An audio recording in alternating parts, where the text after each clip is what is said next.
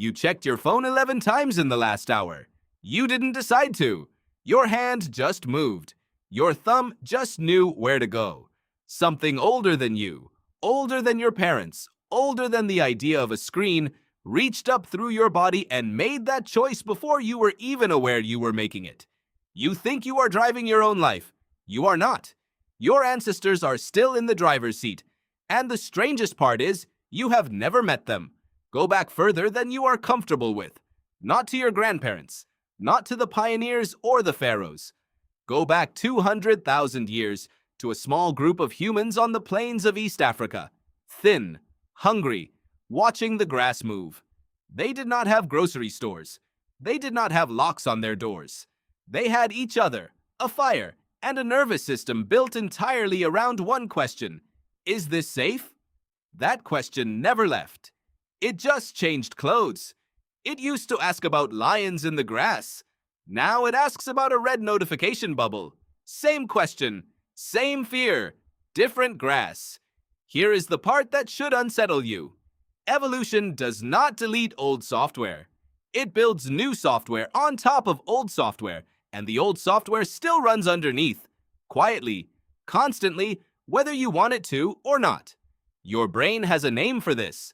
Neuroscientists sometimes call it the triune structure, a simplified but useful way of describing how a reptilian survival core sits underneath a mammalian emotional layer, which sits underneath the thin, recent layer of rational thought you like to believe is in charge. That top layer is maybe 200,000 years old. The layer underneath it is millions of years older. When those two layers disagree, which one do you think wins? Consider fear for a moment. Real fear, the kind that tightens your chest before you even know why. Psychologist Joseph Ledoux spent decades studying exactly this pathway, and what he found changes the way you should think about every panic decision you have ever made. There is a shortcut in your brain, a direct route from your senses to your amygdala that bypasses conscious thought entirely. You do not think your way into fear. You feel it first. The thinking comes later, scrambling to catch up, inventing a story to explain what your body already decided. That shortcut was not built for arguments with your boss or awkward silences at dinner. It was built for a snake in tall grass. It does not know the difference. It never learned to. You feel that shortcut every day and you call it something else.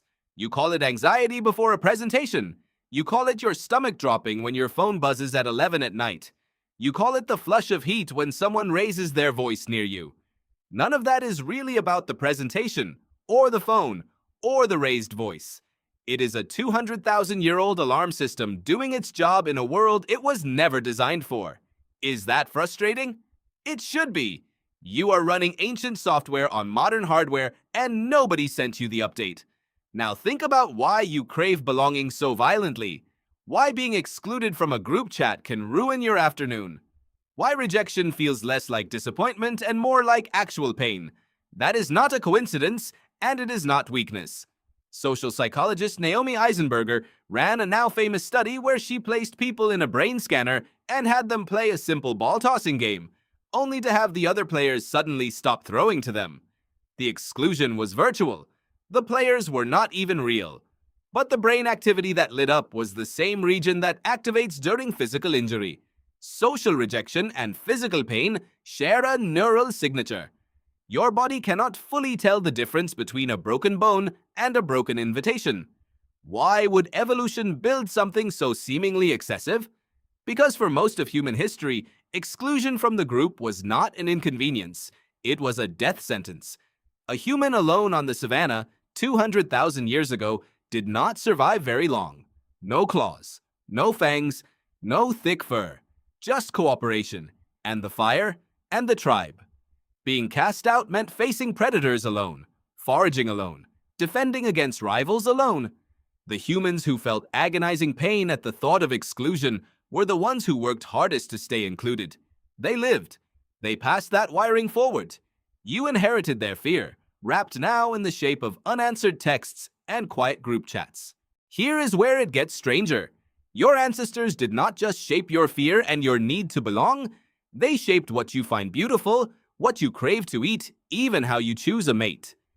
Evolutionary psychologist David Buss spent years studying mate preferences across dozens of cultures, from hunter-gatherer societies to industrialized cities, and found patterns that repeated with startling consistency. Preferences tied to resources, protection, and reproductive fitness showed up again and again, almost regardless of the surrounding culture. You might think your taste in a partner is entirely your own, shaped by movies and personal history, and nothing else. Some of it is. But underneath your personal story sits a much older calculation, one that was never asking who makes you happy. It was asking who helps you and your offspring survive. That craving for sugar and fat you feel walking past a bakery? 200,000 years ago, that craving kept people alive. Calories were rare. Sugar meant ripe fruit, safe and quick energy. Fat meant a rare and valuable kill. The people who craved those things intensely searched harder, ate more when they found them, and stored the energy that got them through lean seasons. You do not live in a world of lean seasons anymore. Calories surround you constantly. But the craving never got the memo. It still screams as if famine is one bad season away. Pause here and notice something. None of this makes you broken. It makes you explainable. Every single one of these reactions, the checked phone, the racing heart before a hard conversation, the ache of being left out, the craving you cannot quite reason away, all of it is not a flaw in your character. It is evidence of your survival. You are the descendant of an unbroken line of humans who successfully feared the right things, bonded with the right people, and craved the right resources. Every ancestor who failed at that simply did not become an ancestor. You are, quite literally, built from the ones who got it right enough, often enough, to pass it on. But here is the twist, the one that should really sit with you. The world changed far faster than your biology ever could.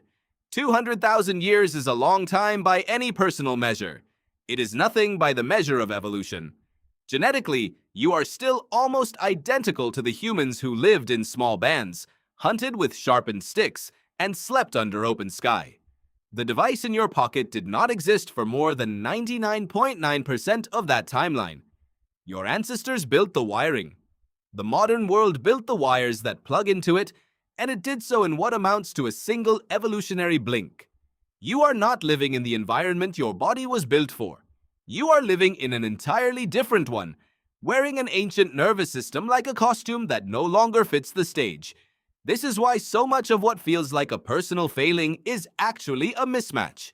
You are not weak for struggling to put your phone down. That craving for novelty and social information runs through the exact same reward pathways that once rewarded a foraging ancestor for finding a new source of food or a useful piece of gossip about who could be trusted. The app did not invent the craving. It simply learned how to trigger it more efficiently than a berry bush ever could. You are not irrational for feeling wrecked after a public embarrassment. Your ancestors lived in groups of maybe 50 to 150 people, where a damaged reputation could mean exile. Now you can be humiliated in front of millions of strangers you will never meet, and your body still reacts as if your entire tribe just turned its back on you. So what do you do with this? You do not get to delete 200,000 years of wiring. Nobody gets that option. But there is something quietly powerful in simply knowing where the signal is coming from. The next time your chest tightens before you speak in front of a room, you can recognize it for what it is. An ancient alarm mistaking a conference table for a predator's den. The next time you feel the sting of being left out of something small, you can recognize that sting as an inheritance, not a diagnosis. Understanding the source of a feeling does not erase it, but it changes your relationship to it. You stop asking what is wrong with you and start asking what is this old system trying to protect. There is a strange kind of comfort in that.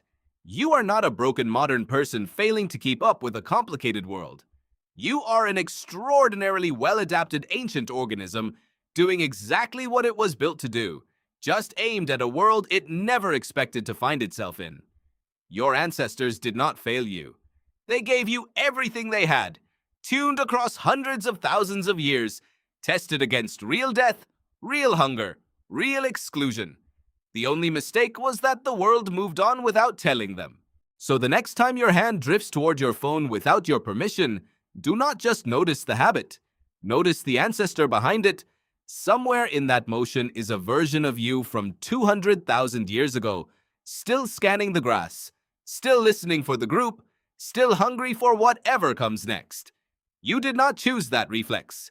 You inherited it. And now, for the first time in human history, you get to actually see it happening. That alone is new. That alone is yours. You checked your phone 11 times in the last hour. This time, you know exactly who reached for it first.